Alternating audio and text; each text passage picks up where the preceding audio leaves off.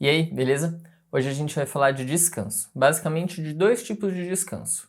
O descanso que eu sempre falo aqui, que é aquele descanso entre as sessões de treino, e o descanso mesmo, que é ficar sem fazer quase nada, sem treinar exercícios mais pesados, sem passear com o objetivo de socialização ou treino e sem ser tanto exposto aos estímulos externos. Por mais simples e por ser tanto falado aqui no portal, eu vou começar com o descanso entre as sessões.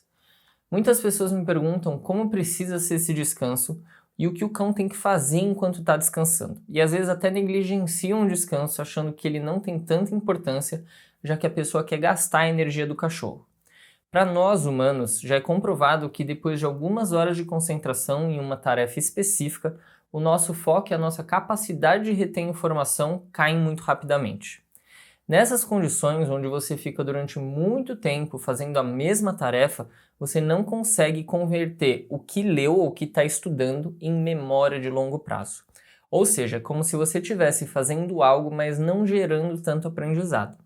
E também acontece que com o cansaço, os nossos neurônios eles têm uma maior dificuldade de passar esse novo conteúdo que a gente está aprendendo para uma memória de longo prazo.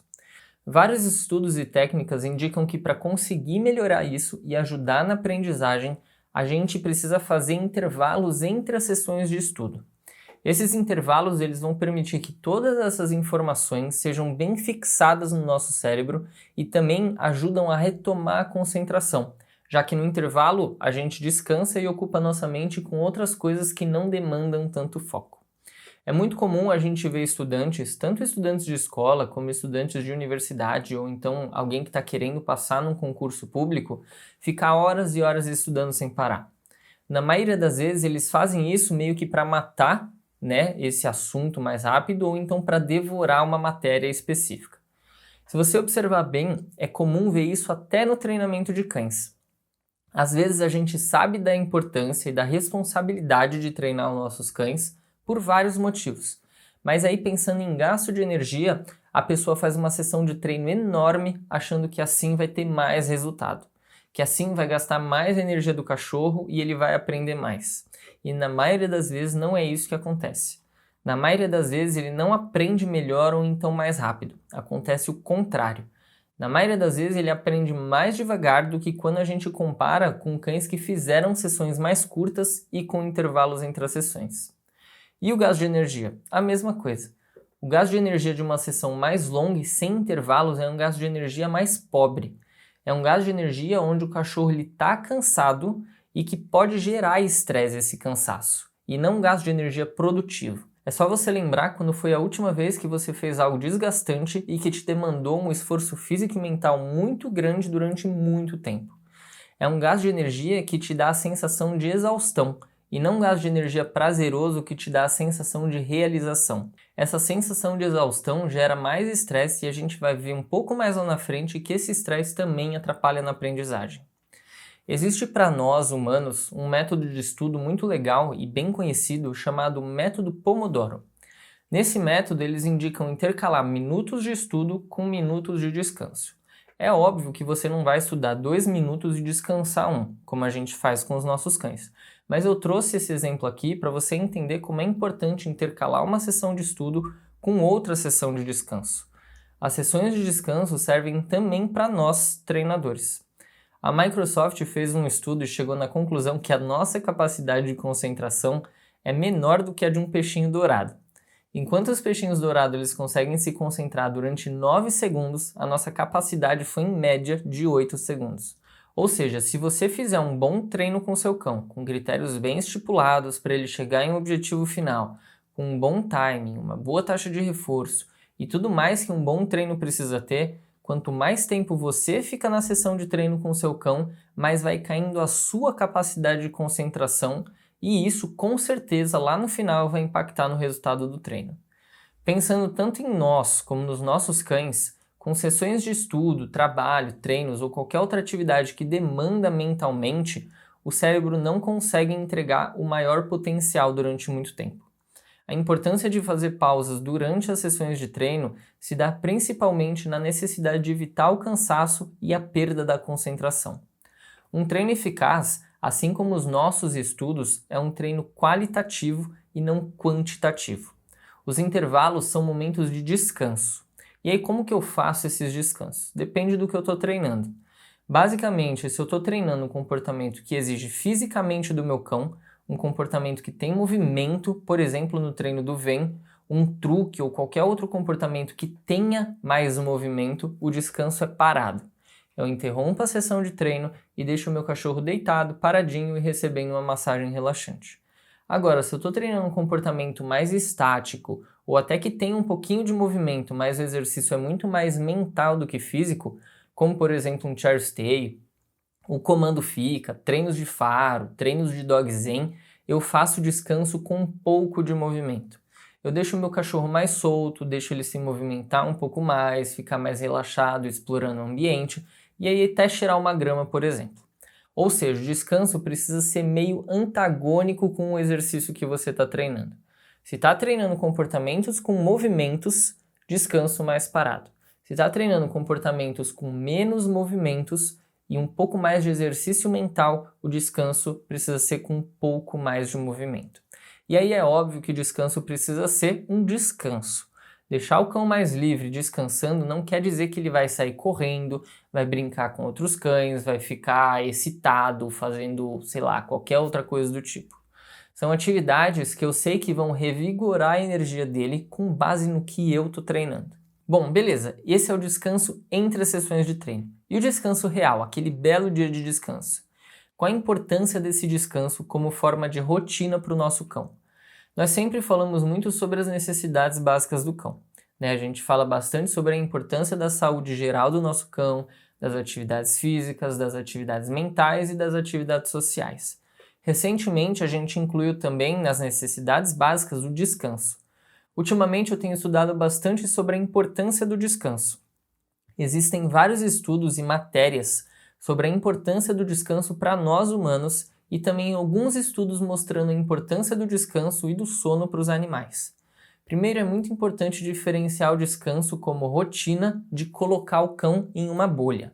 Quando eu falo descanso, eu estou levando em conta que esse cão faz treinos regulares, ele é exposto aos estímulos da vida real e tem uma rotina de necessidades básicas. Mesmo ele tendo algum problema de comportamento com estímulos externos, como por exemplo reatividade com cães na rua, eu estou levando isso em consideração. Estou levando em conta que esse cão está sendo exposto, mesmo que gradualmente e dentro de um plano de treino a esses estímulos. Ou seja, ele não está em uma bolha super protetora onde ele não é exposto a nada.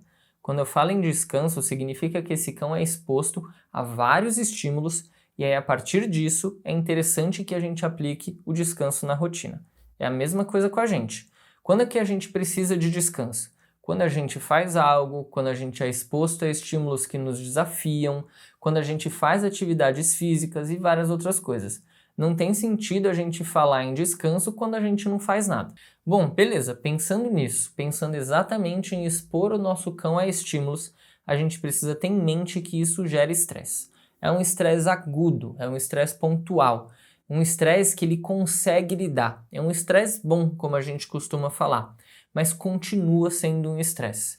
E mesmo para cães mais sociáveis, essa exposição pode gerar um certo grau de estresse. A gente sempre fala sobre o empilhamento de gatilhos. Imagina que você está fazendo um treino de reatividade com o seu cão ou então está simplesmente passeando com ele. Ele é exposto a um estímulo e tudo bem, ele conseguiu se sair bem. Aí ele é exposto a outro estímulo, depois a outro e assim por diante. No final do dia, ele pode estar meio sobrecarregado de tanto estímulo que ele foi exposto. Imagine o nível de tolerância do nosso cão a esses estímulos como um copo d'água. Cada estímulo que ele é exposto é como se a gente colocasse uma gotinha de água dentro desse copo. Então, cada cão é um cão. Eles são indivíduos e cada indivíduo tem sua forma de lidar com o mundo. Aí lá no final do dia, com várias gotinhas que eu coloquei no copo, vai ter um cão que o copo vai estar pela metade. O outro cão, o copo vai estar bem cheio. Outro copo pode ter transbordado antes de chegar no final do dia, e assim por diante. É como se um mesmo estímulo representado pela gota de água enchesse mais ou menos esse copo. Não é porque a gota é maior para um cão do que para outro, mas sim porque o copo de cada cão é menor um do outro. Então eu pego dois cães, um cão super sociável e um cão que tem medo de outros cães. Para esse cão sociável, a gotinha quase nunca vai fazer diferença no volume do copo, já que o copo é maior.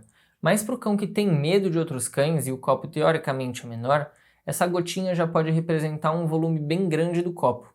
Uma analogia muito legal é do treinador Michael Chikashio, acho que é assim que pronuncia.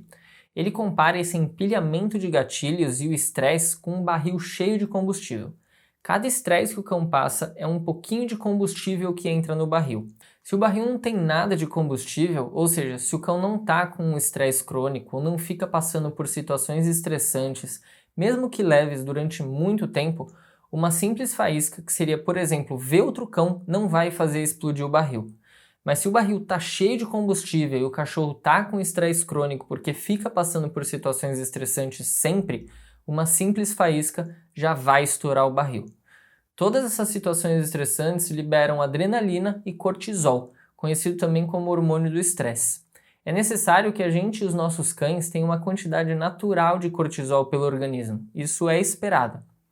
Mas se o seu cão ele estiver produzindo uma quantidade excessiva de cortisol, isso já não é legal. Muito cortisol no organismo pode resultar em problemas digestivos, problemas no sistema imunológico, por exemplo, porque suprime o sistema imunológico, problema de pele, pancreatite e vários outros problemas. Do ponto de vista de comportamento, quanto mais cortisol tem no organismo do nosso cão, maior a probabilidade dele mostrar comportamentos agressivos.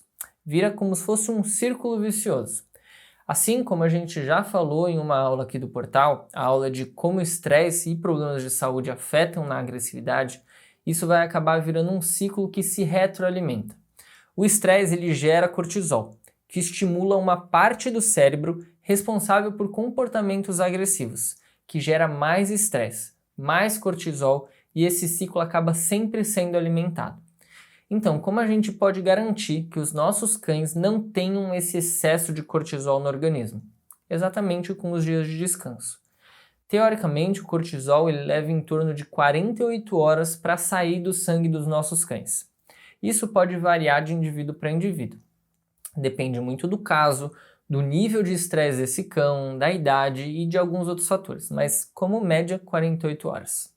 O dia de descanso não é um dia sem fazer nada, é um dia sem fazer quase nada.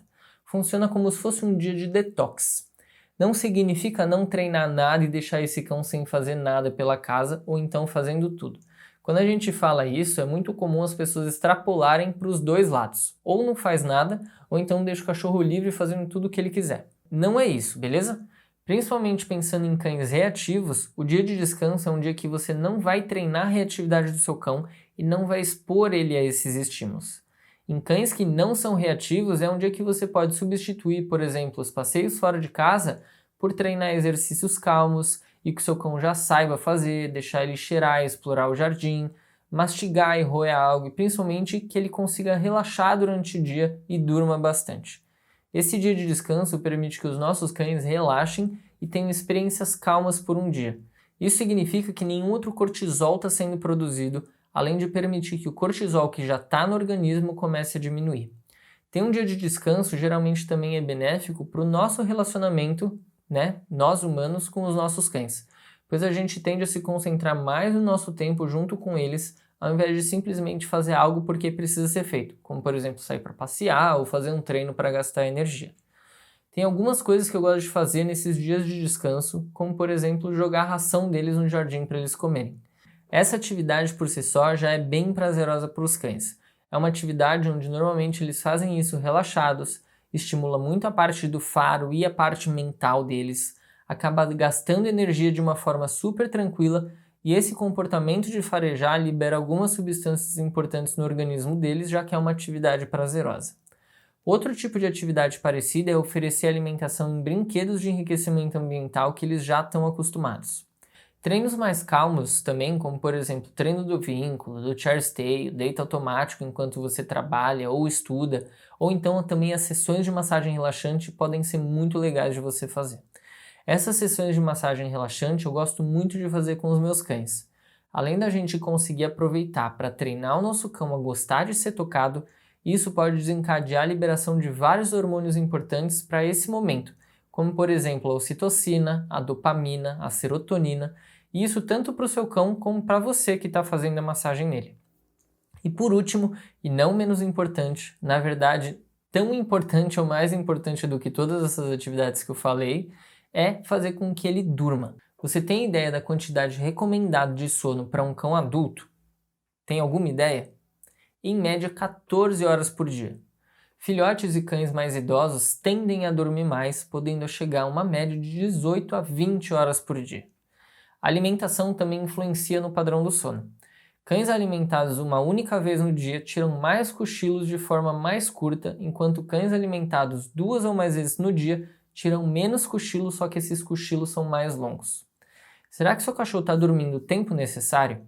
A privação de sono em nós humanos pode mudar muito o nosso comportamento. A gente pode ficar mais irritado, ter alucinações, ter pensamentos paranoicos, a gente pode demorar em reagir a alguns estímulos, ter perda de memória, ter transtornos dissociativos e vários outros problemas relacionados a essa falta de sono. Teve um caso de um aluno da Tudo de Cão que ele era muito irritado. Mostrava reatividade para barulho, ficava andando pela casa de forma compulsiva, mostrava agressividade para os proprietários e para outros cães, não conseguia aprender com facilidade os exercícios, enfim, o cachorro era mega estressado. Só de ensinar esse cão a entrar e gostar da caixa de transporte e implementar uma rotina onde esse cão podia dormir e descansar, ele já mudou da água para o vinho. A privação prolongada de sono pode inclusive resultar em morte. Em ratos, essa morte, eles fizeram alguns estudos, essa morte leva cerca de 3 semanas para acontecer no caso de privação total de sono, e em 5 semanas para privação seletiva do sono REM. Nesse último estudo, eles acordavam os ratos assim que eles entravam no sono REM, que é um sono mais restaurador. Fazendo isso, em 5 semanas, os ratos morriam. Essa morte provavelmente era causada pela exaustão metabólica, somada com a queda da temperatura corporal e o aumento da ingestão de alimentos. Isso é muito preocupante e a gente precisa prestar muita atenção se os nossos cães estão dormindo bem. Muitos cães também eles sonham enquanto eles estão dormindo. Esse é o momento do sono REM e esses sonhos eles são manifestados através de comportamentos, de movimentação e às vezes até vocalização. Para a maioria de nós humanos, que a gente dorme em um único período, o período noturno, a gente passa cerca de 25% desse sono no sono REM. É quando a gente sonha, quando a gente aprende e aparentemente quando a gente ganha a sensação de descanso de uma boa noite de sono. Os cães adultos eles passam apenas cerca de 10 a 12% do seu tempo de sono em um sono REM. E é exatamente por isso que eles precisam dormir mais para ter aquele sono mais restaurador. Muita gente se assusta quando vê o cão sonhando e mexendo as patinhas ou até às vezes vocalizando e quer ir lá acordar ele. Isso não deve ser feito.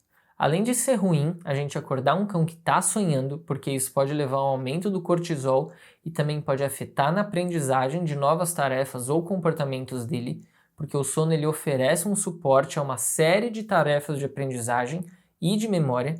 Também pode ser perigoso você levar uma mordida.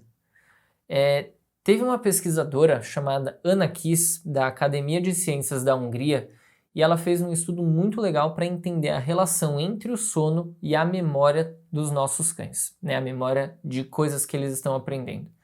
O estudo ele envolveu 2 experimentos. No primeiro experimento, ela ensinou os cães a responderem o comando senta e deita em inglês e em seguida examinou o sono por meio de um eletroencefalograma, que é um exame que detecta a atividade elétrica ali do cérebro usando pequenos eletrodos.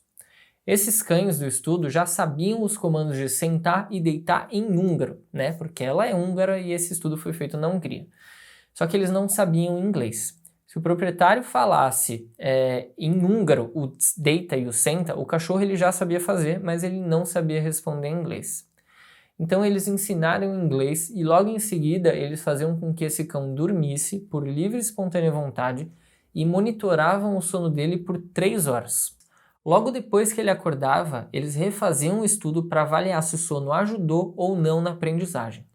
O resultado que eles chegaram é que não apenas o sono afetou o aprendizado dos cães, como o aprendizado dos cães afetou o sono dos cães. Os cães eles responderam melhor ao senta e o deita em inglês depois de dormirem um pouco. E durante a avaliação do sono, 2 padrões de onda se destacaram durante o exame na fase de sono não REM, que é a parte do sono onde não tem sonho. Eles notaram um aumento de potência delta, muito parecido com o que é encontrado em nós humanos, e uma diminuição na atividade da onda alfa, que pode sugerir um aumento na profundidade do sono após o aprendizado. Dormir pode melhorar o desempenho de uma tarefa, pelo menos para esse tipo de tarefa de aprendizado de comandos. Mas como a gente faz as coisas durarem? O sono ele é mais ou menos eficaz do que outras estratégias para reter informação. E aí eles fizeram esse segundo experimento. Nesse segundo experimento, eles avaliaram se diferentes tipos de atividade pós-treino afetava a consolidação da memória, tanto no curto prazo quanto no longo prazo. Nesse experimento, eles usaram 53 novos cães, todos cães de companhia, e também ensinaram eles a sentarem e deitarem com comandos em inglês. Esses cães foram divididos em 4 grupos. Todos eles aprendiam os mesmos comandos em inglês, só que um grupo dormia depois do exercício, o outro grupo caminhava depois do exercício, o terceiro grupo aprendia mais coisas novas e o quarto grupo brincava e comia em um brinquedo recheado depois do exercício. Depois de 1 hora, com esse intervalo de atividade pós-treino, eles eram testados de novo com os comandos em inglês que tinham acabado de aprender. O tipo de atividade pós-aprendizagem pareceu afetar o desempenho do cão a curto prazo. No curto prazo, o dormir e o andar melhoraram o desempenho desse treino, enquanto aprender mais coisas novas e brincar e comer num brinquedo recheado não melhoraram. Por outro lado, quando os cães voltaram 1 semana depois de muitas dormidas, a única atividade que não teve um desempenho tão bom foi a de aprender coisas novas. A autora do estudo ainda menciona que aprender um novo comando deve ser seguido por uma atividade que não interfira com esse novo traço de memória para alcançar o melhor desempenho subsequente a longo prazo. Ou seja, aprender algo novo a todo momento sem antes ter consolidado tão bem a informação do que acabou de aprender pode afetar o desempenho na aprendizagem. Ela ainda coloca que os cães que dormiram depois de aprender algo novo, eles poderiam ter um desempenho ainda melhor se esse cochilo se estendesse mais do que 1 hora, que foi o tempo que eles utilizaram no estudo. Provavelmente porque esse tempo maior ajudaria na consolidação total da memória. E também ajudaria no desempenho se esses cães, depois de acordar, tivessem ainda mais alguns minutinhos para despertar de fato antes de realizar a tarefa aprendida antes de dormir. O nome disso é inércia do sono e acontece com a gente também. Ela acredita que se eles tivessem um tempo a mais para acordar mesmo e não estarem ainda meio tão sonolentos, o desempenho deles poderia ter sido melhor. Olha só que interessante como o sono afeta na aprendizagem. Bom, falando então do sono.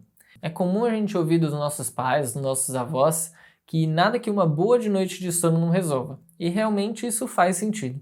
O sono ele é responsável por uma série de funções no organismo, como concentração, alívio do estresse, proteção contra a baixa imunidade e o desgaste que a gente vive no nosso dia a dia. A falta de sono, por outro lado, pode acarretar vários prejuízos, né? Eu já coloquei anteriormente, mas vou colocar alguns novos aqui.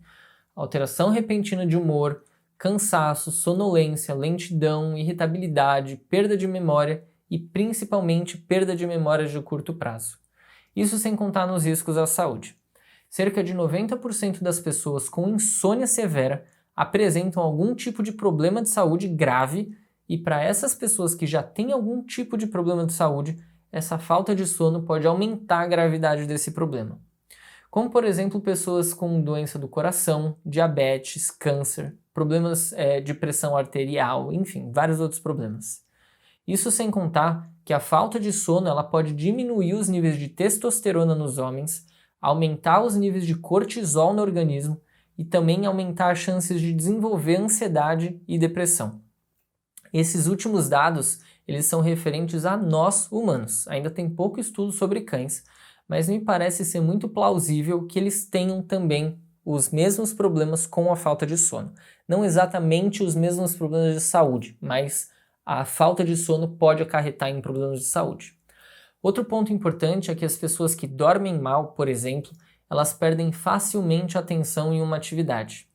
É durante o sono que o aprendizado e o conhecimento são concretizados, principalmente na fase do sono REM. Seria como se a gente aprendesse algo e durante o sono a gente digerisse e absorvesse tudo aquilo que a gente aprendeu. Com os nossos cães, o sono parece ter essa mesma função. Para entender melhor como acontece o processo de consolidação das informações aprendidas durante ou ao longo do dia, alguns cientistas de Lübeck, uma cidade na Alemanha, eles observaram todas as noites a atividade cerebral de 60 pessoas enquanto elas dormiam.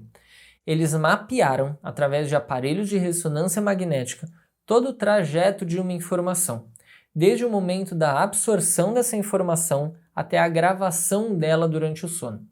Essa gravação é toda feita através de processos químicos, e se ela não acontece, toda a informação obtida durante o dia seria simplesmente apagada da nossa memória. Eles descobriram que essa gravação é feita principalmente durante a fase do sono REM. Nessa fase, uma substância chamada acetilcolina, ela fica com a atividade muito reduzida no nosso cérebro. Ao contrário do que acontece quando a gente está acordado e aprendendo algo, que ela fica extremamente ativa no hipocampo, que é uma região do nosso cérebro. Ela é uma das principais responsáveis pela retenção de informação lá no hipocampo, a região do cérebro onde os dados eles são armazenados temporariamente e se eles não forem coletados a tempo, eles simplesmente desaparecem e eles não viram memória de longo prazo em uma outra área do nosso cérebro, o neocórtex.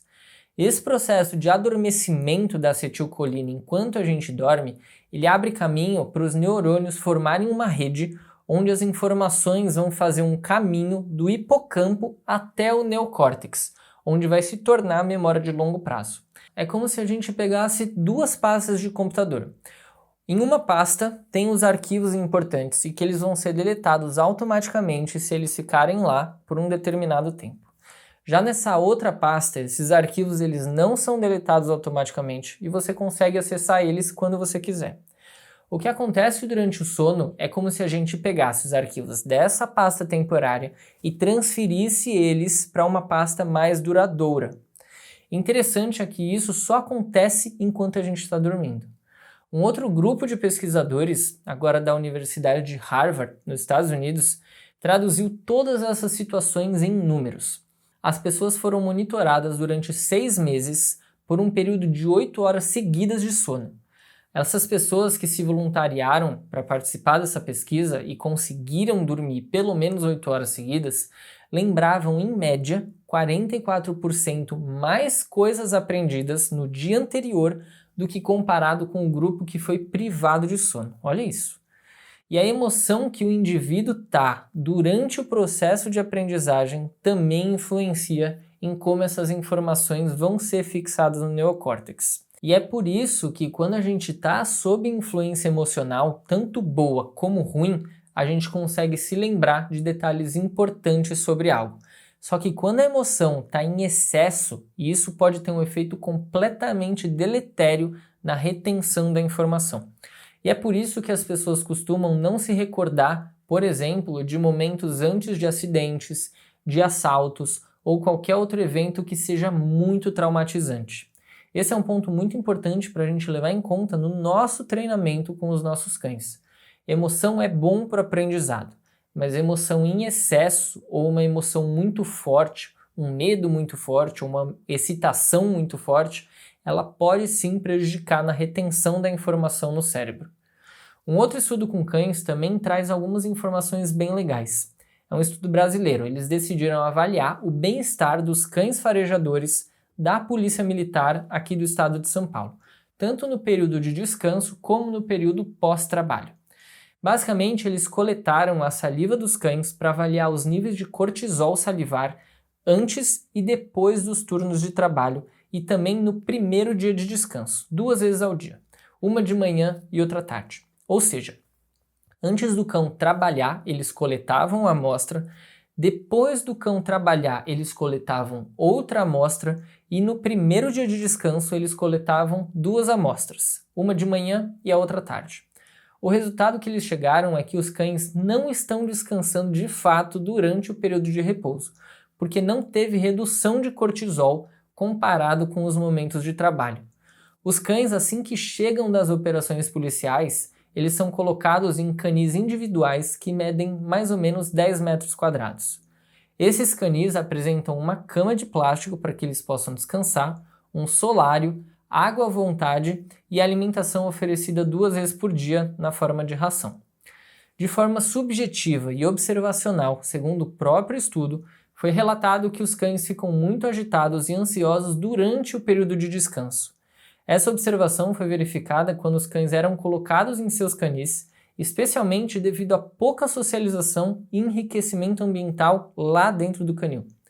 Quando eles ficam lá descansando em seus canis, tem pouca interação com os condutores, com os adestradores, com os passeadores ou então com outros policiais. É muito importante a gente lembrar também que esses cães eles são completamente sociáveis, já que no cotidiano das operações policiais, eles se socializam por meio do contato com os policiais condutores, com os policiais da equipe de operação, com a população em geral, enfim, gente igual eu, igual você que está passeando ali na rua e vê um cão policial. Ou seja, eles são muito expostos às pessoas de forma geral. Mas depois do turno de trabalho, eles são isolados em seus canis em um ambiente pobre em estímulos, o que não ajuda no descanso. E isso é muito importante lembrar. Descansar não é deixar o cão isolado, sem fazer nada e sem estímulos. É importante para ter um bom momento de descanso e um descanso realmente restaurador, que o ambiente ele seja apropriado para o descanso, que esse ambiente proporcione que o cão consiga relaxar e dormir com temperatura adequada, iluminação adequada, que a cama seja confortável e que ele goste de ficar lá e que esse cão tenha as necessidades básicas supridas. Atividade física, atividade mental, atividade social, tudo junto de uma boa alimentação e com a saúde em dia. E isso ajuda muito a proporcionar com que esse cão consiga descansar e dormir bem. Tão importante como é descansar e ter uma boa noite de sono para nós humanos, é também para os nossos cães. Então pensa nisso e começa a proporcionar esses momentos ou até dias de descanso para o seu cão. Eu vou ficando por aqui e a gente se vê no Tira Dúvidas. Até mais!